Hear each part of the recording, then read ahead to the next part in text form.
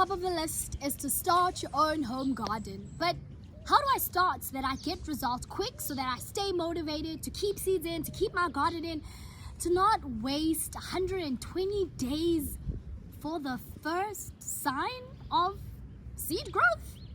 Well, today we talk about the best seeds to kind of start off with, and that's spinach, because your harvest is in less than 2 months. So let's do that.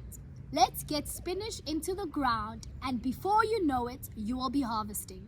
However, there are some things you need to note before you get the seed in.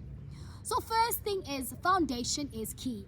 Having strong rooted spinach leaves are great so that if weather changes or anything happens, your seedlings are rooted right. So ensure to turn over your soil a good fair amount to ensure that it's not just a superficial grade layer of soil, but it actually runs deep. And we would give you is do not overwater. Yes, spinach loves water, however, it does not want to be overwatered because this can create rot. Another thing is actually check the soil for pests.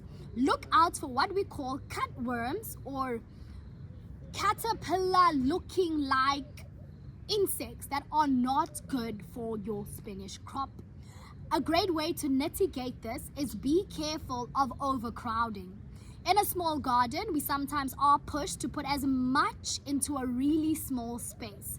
So rather interplant, or what we call companion plant, your spinach with other types of seeds to ensure that a good sufficient space is found between the leaves of your spinach. So great companion plants, just a side note, would be things like our beets or our beetroot that actually do need a little bit of shaded soil so that it doesn't erode so much of the water nutrients in the ground. Just a little add-on. Another great thing to add to your first time gardening experience in spinach is our feeders. So ensure to feed it, because the bigger the leaf, the greater your harvest.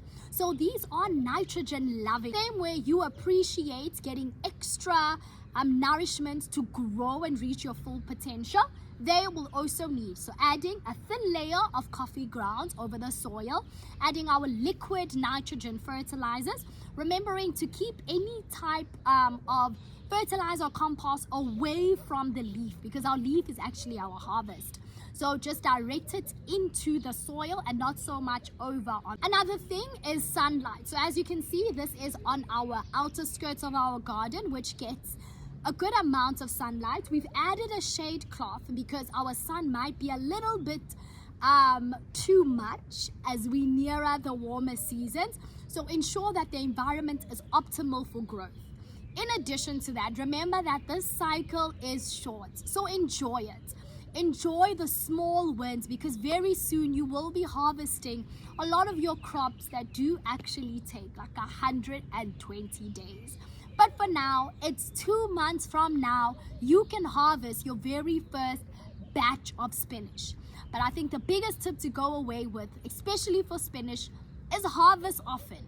The more you cut, the more it grows, and the happier you are, and the more likely you are to return to your garden to add more seeds to grow your home garden. It's bye for now. We'll see you in the next.